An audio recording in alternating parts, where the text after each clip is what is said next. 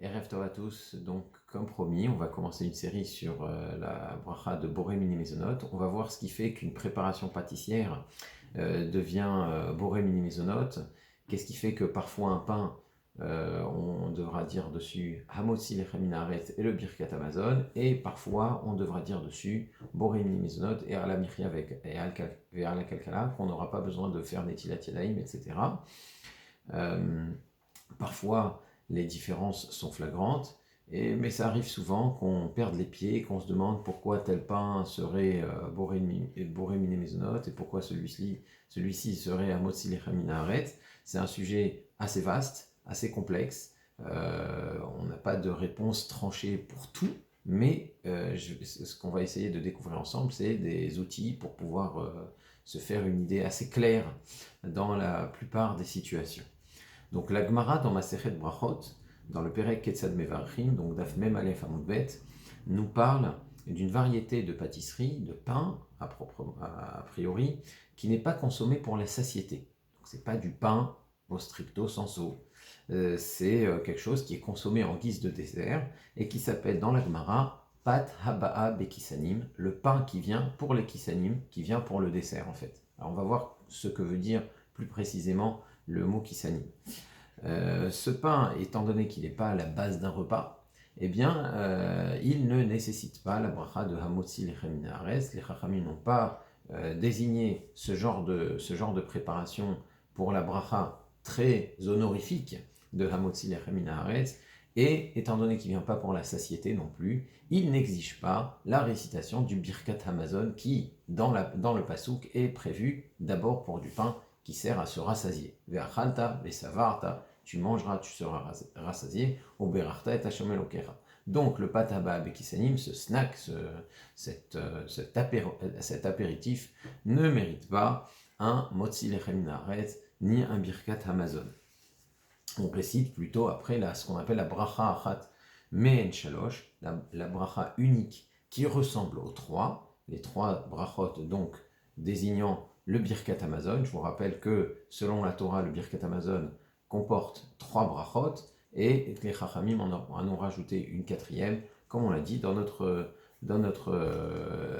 cours sur le Birkat Hamazon, le premier cours sur le Birkat Hamazon.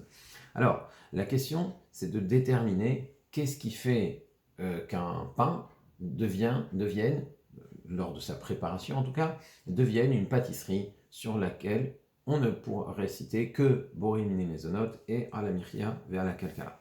Bien sûr, c'est un débat et ce débat il s'articule autour de l'explication du mot kisanim. Qu'est-ce que ça veut dire kisanim? Alors d'après certains, ça veut dire kisanim que la pâte a été pétrie avec d'autres ingrédients que de l'eau. On aurait mis de l'huile, des épices, des noix, etc. Ce genre de douceur qui font que c'est pas un pain qui va accompagner une viande, qui va accompagner un plat. Mais c'est un encas. C'est un encas, c'est un dessert. Pour d'autres, il s'agit d'une pâte farcie de douceur. Voilà, je pense que en voyant les Osné Aman, les fameuses poches d'Aman, comme on dit en yiddish, ou mentash, eh bien, c'est vraiment, on voit une pâte qui est farcie. Et même si cette pâte serait de la pâte à pain, selon cette explication, qui semble être l'explication de Rachid, eh bien, c'est du Boré Mini Maisonot. Ça devient une pâtisserie, évidemment. Et d'autres disent que qui s'anime, ça veut dire qui croustille. Et ils ont une preuve dans le Targum sur le Tanakh à propos du peuple des Giv'onim. Le peuple des Giv'onim, c'était un des peuples de la terre de Canaan qui aurait dû être conquis par Yehoshua, quand Yehoshua a fait rentrer le peuple d'Israël en Eretz Israël, et les Giv'onim, pour éviter la confrontation, pour éviter la guerre, et pouvoir rester dans leur village sans être ennuyés par ces envahisseurs qui étaient les Hébreux, eh bien, se sont déguisés, sont venus auprès de Yehoshua comme des voyageurs qui avaient fait un long périple, et on dit là-bas que tout leur pain était sec. Leur pain était sec, donc il était cassant, et le Targum, quand il parle du pain sec, des Giv'onim, il parle de kisanim, il traduit en disant kisanim. Donc le pâte habab et kisanim, peut-être, c'est le pain justement qui croustille. C'est-à-dire que tu as laissé la pâte tellement cuire au four que finalement, elle est plus moelleuse au milieu comme la plupart des pains, mais elle est cassante comme des grissini, comme des apéritifs. Donc voilà ces trois explications. Alors, on pourrait dire, bien, selon l'un, c'est uniquement quand ça croustille que c'est bourrine miné mésonote, et quand c'est avec de l'huile, ça devient un motzi lechem minaret, c'est inversement. Comment tu fais quand ce sont trois avis différents, et chacun a une idée de ce que c'est patabab et qui s'anime. Eh bien, le Beth Yosef, il rapporte ces trois opinions, mais il conclut que dans chacune des trois situations, on maintiendra ce qu'on appelle la kula. On maintiendra la kula et on dira, à partir du moment où un avis pense que c'est du mésonote, à partir du moment où un avis pense que c'est pas du vrai pain à ce moment-là, soit parce qu'il a été préparé différemment, soit parce qu'il a été cuit différemment, eh bien, on dira borimini mésonote sur cette préparation-là, et on conclura par la mihya va la kalka. Pourquoi? Parce que la logique est toujours là. Dans chacun de ces cas-là, c'est plus un pain qui sert de base à un repas. On fixe pas un repas, ce n'est pas l'habitude de fixer un repas sur des préparations dures, des préparations croustillantes, ou sur du pain qui est sucré ou mélangé avec de l'huile, etc. Alors on va, dans notre cours maintenant et lors des séries, dans cette série, on va voir chacune, on va revenir sur chacune de ces définitions en détail parce que sur chacune de ces définitions, il y a encore et encore des débats et des controverses. Donc on va revenir sur la première définition qui est celle du Rambam Maïmonide qui dit que c'est la façon dont tu as pétri la pâte qui fait la différence. Alors, le Beth Yosef, quand il lit le Rambam, il dit, d'après Maïmonide, à partir du moment où j'ai rajouté avec de l'eau d'autres ingrédients qui font que le résultat change, que le pain n'est pas le même, tu vois la différence entre de la pâte à pain et cette pâte-là, le résultat est différent, il est plus sucré, il est plus gras, etc. Eh bien, ça devient boré miné mésonote. Donc du pain brioché, on sent facilement que ça contient du jus de fruits, de l'huile, de la margarine, du sucre, des choses comme ça. Vous avez le pain de mie, la baguette viennoise, ce genre de préparation. On sent tout de suite la différence entre ce genre de pâte et un pain classique, une baguette. Eh bien évidemment, c'est boré miné mésonote. Mais selon cette définition-là, ça voudrait dire que la chala metuka, selon le Rambam, donc, la chala metuka, la chala sucrée, qui est souvent commercialisée pour le Shabbat, d'après le Rambam, sa bracha serait boré miné mésonote. Vous sentez parfois des chalotes qui ont le goût d'une brioche. C'est une véritable brioche. Et à ce moment-là, on devrait dire boré miné mésonote dessus, et c'est l'usage séfarade. Ça veut dire, d'ailleurs, Rav Ovadia Yosef a un jour été de passage à Paris, et il était là pour Shabbat. On lui a présenté ce genre de chalote qui venait d'une pâtisserie qui n'était pas loin de la rue Pavée, et il les a sentis. Simplement en sentant leur odeur, il a compris qu'elles étaient très douces, que ça serait de la brioche, et il a dit dessus boré miné mésonote, alors qu'il devait dire motzi pour acquitter tout le monde pour cette seouda shlichit. Donc, effectivement, ça devient plus facilement mésonote selon le Rambam. Alors, le Kaf HaChaim et le Or LeTzion précisent que c'est pas parce qu'on sent une vague douceur dans une chala qu'elle devient boré miné mésonote. Il faut quand même que ce soit assez prononcé. Donc, il faut sentir qu'il y a du jus, il faut sentir qu'il y a du sucre, et si on ne sent pas cela, eh bien ça demeure, ça reste un pain normal, hamotzi lechem min haaretz. Alors, selon le Rama, même si tu sens la douceur du pain, même si ça a un goût de brioche, ça reste hamotzi lechem min haaretz. Donc une chala douce, une chala menuka, peut parfaitement être hamotzi lechem min haaretz, et on peut parfaitement s'en servir pour les repas de Shabbat. Alors qu'est-ce qu'il faut faire d'après le Rama, d'après Rav Moshe Isserles? Qu'est-ce qu'il faut faire pour que le pain devienne mésonote, pour qu'une chala devienne brioche et qu'elle ne puisse plus être qu'un simple gâteau, donc mésonote et à la mifria?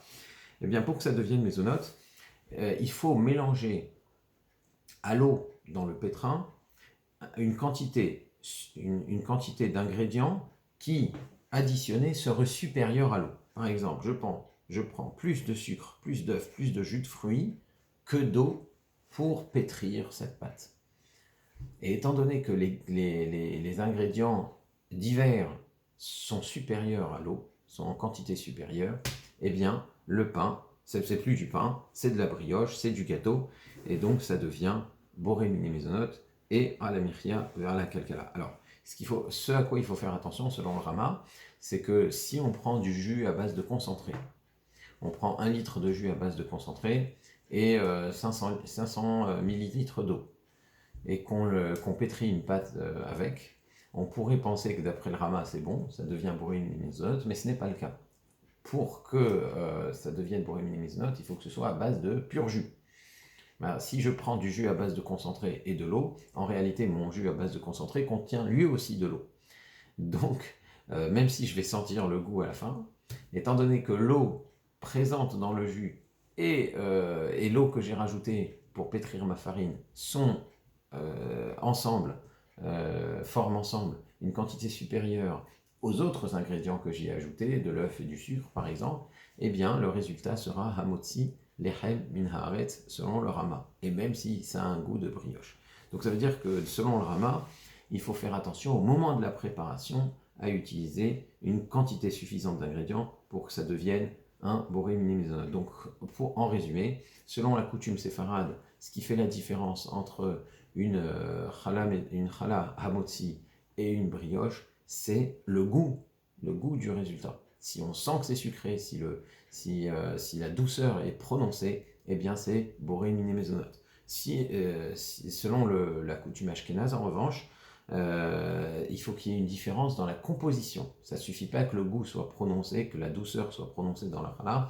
Il faut que la composition soit différente et qu'on ait mis plus d'autres ingrédients pour la préparation. Donc, selon la coutume ashkénaze, quand on prépare ses chalotes pour Shabbat, il faut juste faire attention à ce que l'eau soit en quantité supérieure aux autres ingrédients. Et alors, donc, on pourra avoir du pain brioché à la table de Shabbat, et on pourra réciter dessus Hamotzi lechem min haaretz, c'est le Birkat Hamazon, sans aucun problème. Selon la coutume séfarade, ça ne suffira pas que l'eau soit en quantité supérieure, il faudra que la douceur ne soit pas trop prononcée dans la challah. Alors maintenant, si dans le commerce, vous achetez des chalotes et que vous faites attention à choisir des chalotes sur lesquelles on mentionne bien que la bracha est hamotzi, en général on fait attention aussi selon la coutume séfarade, et la douceur de ce genre de chalote est trop discrète pour être considéré comme un motzi selon tous les avis. Donc selon tous les avis, ça pourrait être du motzi lechem min haaretz, même pour la coutume séfarade. Alors qu'est-ce qu'on fait pour les petits pains mésonotes qu'on présente dans les avions lors des mariages, ou la pita mésonote? Eh bien, selon le Rama, dans la mesure où les ingrédients, jus, œufs, sucre, etc., sont majoritaires par rapport à l'eau, la bracha de ce genre de petit pain reste bien mésonote. Ça reste bien mésonote, mais, il y a un mais, c'est que il y a une position que prend Rav Nachman dans le Perek Ketzad Mevarchim, Rav Nachman qui est un des prestigieux Amoraïm du Talmud Bavli, et il tranche que si on se met à consommer du pat haba bekisanim, de ces fameuses brioches ou de ces fameux grissini en quantité suffisante pour s'en rassasier, eh bien là on peut dire que ça devient du pain. Si je prends un repas de grissini ou un repas de brioche, eh bien cette brioche, ça sera mon pain. Et puisque ça sera mon pain, là, la bracha de Hamotzi lechem min haaretz et le Birkat Hamazon s'appliqueront. C'est ce qu'on appelle être kové à Seuda. Kol chez kové kovoim alav Seuda, si tu en prends une quantité pour laquelle on fixe un repas, eh bien, ça devient de facto Hamotzi lechem min haaretz. Donc, il ne faut pas croire qu'en achetant du pain mésonote, on a une autoroute pour éviter le Birkat Hamazon. C'est faux. À partir du moment où on en prend une certaine quantité, on en fait un repas fixe, un repas kavua, eh bien ça devient Hamotzi lechem min haaretz et Birkat Hamazon. Donc c'est pas la meilleure des solutions. Alors maintenant, qu'est-ce que ça veut dire une quantité qui en fait un repas fixe? Alors même cela, c'est matière à débat, on va voir ça ensemble. C'est un sujet assez vaste. Pour le moment, on peut dire que dès qu'on en consomme le volume de 4 œufs, alors c'est-à-dire environ 200 grammes ou 230 grammes selon la coutume séfarade, eh bien, on est sûr de dire dessus Hamotzi lechem min haaretz et boré et le Birkat Hamazon. Donc quand vous prenez des pitotes au jus de fruits, même si on sent le jus dans ces pitotes-là, eh bien, quand vous en prenez une quantité vous prenez par exemple 2 pitotes et demi, là vous êtes sûr de devoir dire Hamotzi lechem min haaretz et le Birkat Hamazon. Alors maintenant, qu'est-ce qui se passe dans ces mariages? Alors, on ne mange pas cette quantité de pain. C'est une toute petite briochette.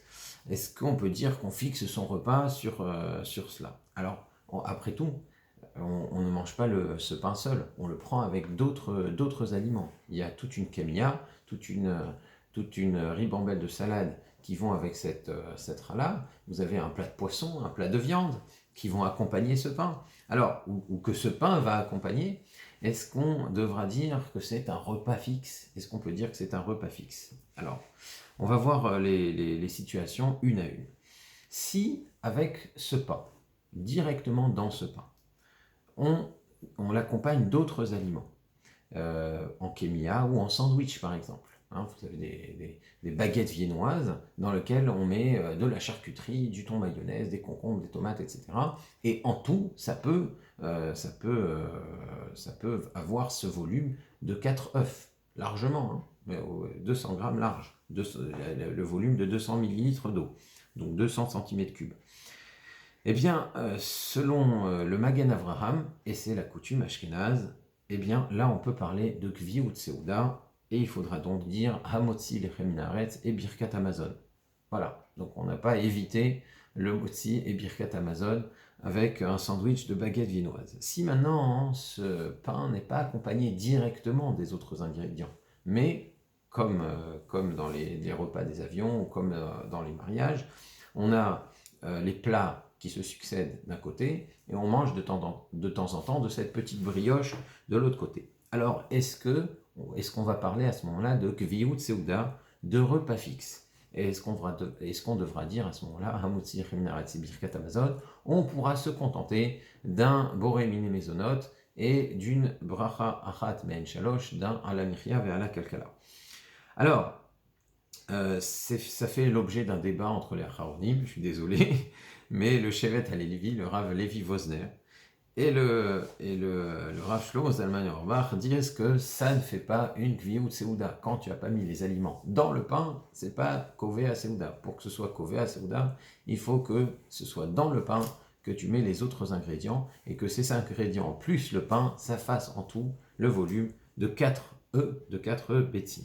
Donc, mais le Rav Moshe Feinstein, lui, pense qu'à partir du moment où tu manges autant de pain lors de ce repas que tu en aurais mangé lors d'un repas classique, ça veut dire, mettons que je fais hamotzi sur de la baguette, du pain sans aucune ambiguïté, et que je prends une entrée poisson, un repas de viande, etc., un plat de résistance, un dessert, combien de baguettes j'ai mangé avec tout cela? Si je mange autant de ce pain aux œufs, de ce pain à la margarine, que j'aurais mangé de baguettes dans un vrai repas, eh bien à ce moment-là, on peut parler de Gviut Seuda. C'est la position du Rav Moshe Feinstein. Et donc très très facilement, on pourrait dire Hamotzi et Birkat Hamazon, parce que dans un vrai repas, combien on mange de baguettes? Un quart de baguette, un tiers de baguette. Donc ça va très très vite. Donc c'est un sujet qui est très controversé. Et pour éviter ce genre de problématique, il serait prudent de ne prendre que très peu de cette lachmania, d'accord, pour être sûr de dire, de cette lachmania, de ce petit pain, de cette petite brioche, et donc là, à ce moment-là, puisqu'on en prend un petit peu, alors on pourra dire Boré Miné Mezonot et Ala Michya ve Ala Kalkala, on peut dire qu'elle accompagne plus vraiment le plat de poisson, le plat de viande, ou alors, et c'est la meilleure solution, c'est de dire Hamotzi avec du pain, du vrai pain, et donc de réciter Birkat Hamazon sans aucune ambiguïté. Et là, on sort de toutes les controverses. Le Minhag Sfarad est beaucoup plus permissif à ce sujet. Le Minhag Sfarad, c'est de réciter Hamotzi que si on mange 4 betzim, le volume de 4 œufs du pain brioché seul, sans compter ce qu'on met dedans. sans compter les autres aliments. Et il dit qu'on le fait même les khatrila. D'accord? On le fait même les khatrila, c'est la position du Rav Ben Sion Abashaou, du Rav Sion, du Rav Mordechai Eliyahu. Et cette position-là est fondée sur les remarques du Birkei Yosef contre le Magen Avraham. Donc, évidemment, le Magen Avraham qui associe les autres aliments avec le pain, étant remis en question par le Birkei Yosef, le Rav Chaim Yosef David Azoulay, qui est le décisionnaire de référence pour les communautés sfarades. Donc on ne tient pas compte des autres aliments. C'est la position donc du Birkei Yosef. Bien entendu, même selon le Birkei Yosef, même selon le Minhag Sfarad, c'est beaucoup plus sage quand même de prendre du vrai pain plutôt que de se dire ah, je prends ce mésonote, à moins que ce soit vraiment pour un petit encas. S'il s'agit d'un simple encas, là on est tranquille. Alors pourquoi c'est mieux même selon la coutume sfarade? Bon, d'abord la baguette c'est meilleur, hein. Bon, c'est une question de goût. Moi je pense que la baguette c'est meilleur, c'est moins sucré. Donc si c'est pas mon rôle, je pense que d'un point de vue diététique, c'est quand même mieux. Et surtout, ça permet de réciter le Birkat Hamazon, parce que le Birkat Hamazon c'est une bracha dont la récitation inspire et qui en vaut la peine. Donc faire des pateintes pour éviter le Birkat Hamazon, c'est pas toujours une bonne idée. Voilà, j'espère qu'on a fait une bonne petite synthèse de la question. N'hésitez pas à partager vos interrogations sur le fil de discussion et je vous dis à la prochaine fois.